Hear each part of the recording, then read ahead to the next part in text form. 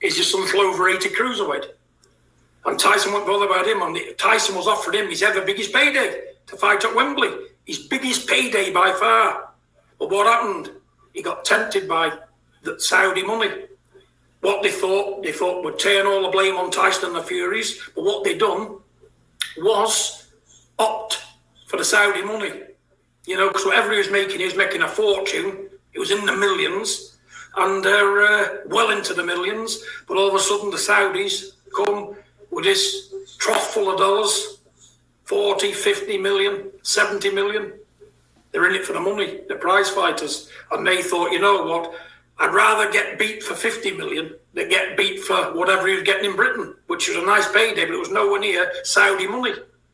And that's what they've done. They've opted to wait till December. The Gypsy King won't wait till December. The Gypsy King will be fighting shortly this summer. Now, did you guys just witness what Big John Fury has said? First, he said Usyk turned down his biggest payday in Wembley. Right? And stating that it was his biggest fight in Wembley, but then said, well, the money in Saudi Arabia was huge and Wembley had no comparison to that money. So how is it your biggest payday when you already know that the Saudis were offering more money? And you know why? I knew they were offering more money. And you know, most importantly, why John Fury knew why they were offering more money. Because they offered more money. Counterpunch.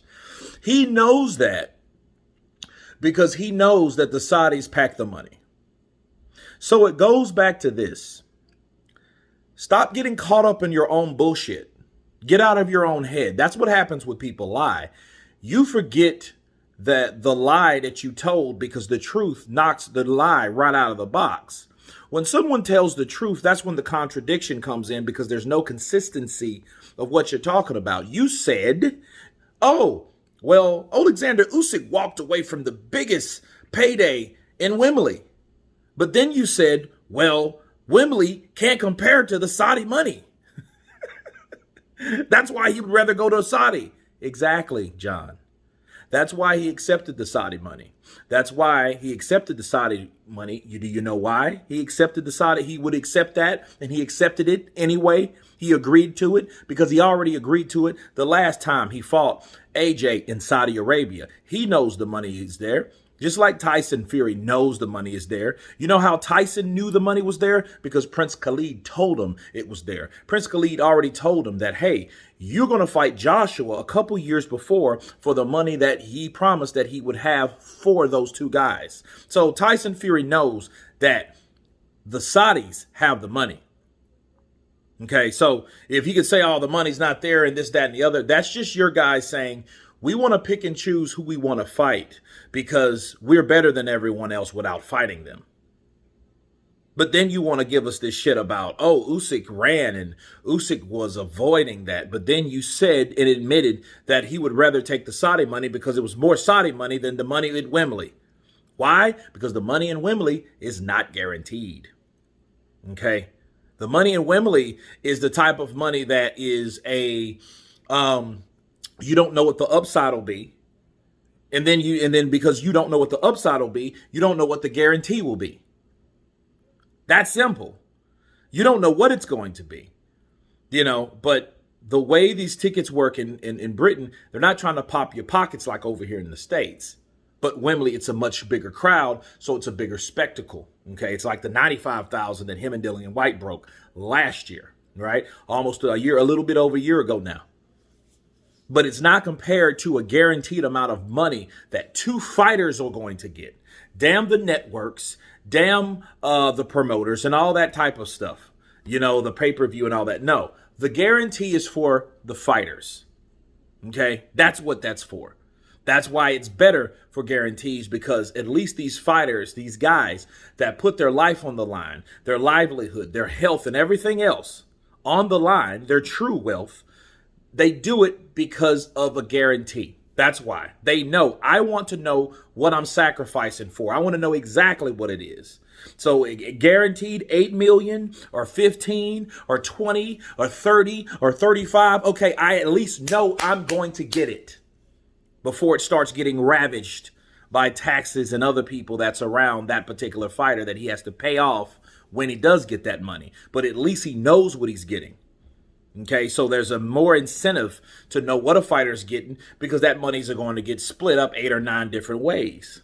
And Uncle Sam or Uncle some government will get their money depending on where they live. Counterpunch. All right? Even a person that's not even from this country, they're still taking theirs. Look at Manny Pacquiao. He doesn't even live here, but they want their money. I'm like, what? Right? But anyway, that should be up to the country that he lives.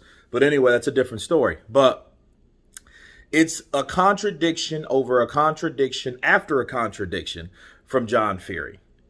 You admit that Oleksandr Usyk would want to take the guaranteed money from Saudi, but then your first thing would be, your first response or your first comment in that segment, oh, Usyk, turned down the biggest offer. No, he didn't.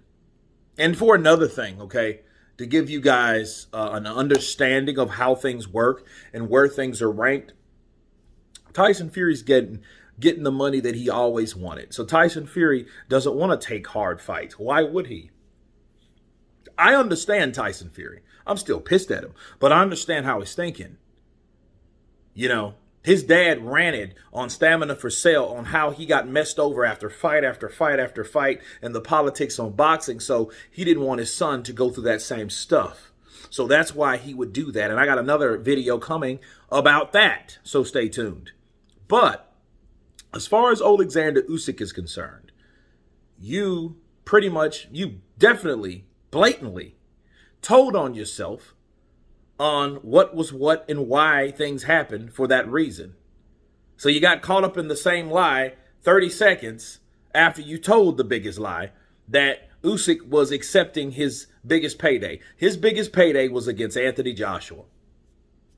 That's it. In the second fight. First fight, I think he made 30 million. The second fight, I think he made 65. He's never going to get that with Tyson Fury. I don't even know if he would have got that fighting Tyson in Saudi Arabia because we don't know how much that they offered him. And if they do, I don't have that info. Okay?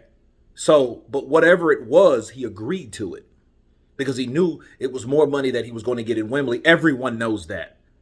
So before you listen to John Fury and his bullshit, understand the truth of the matter because he just explained the truth behind the bullshit comment that he made in the first place. But anyway, you guys tell me what you think of John Fury claiming that Oleksandr Usyk turned down the biggest amount of money in his career fighting Tyson Fury in Wembley. Of course, please subscribe. And you guys been Counterpunch. Peace!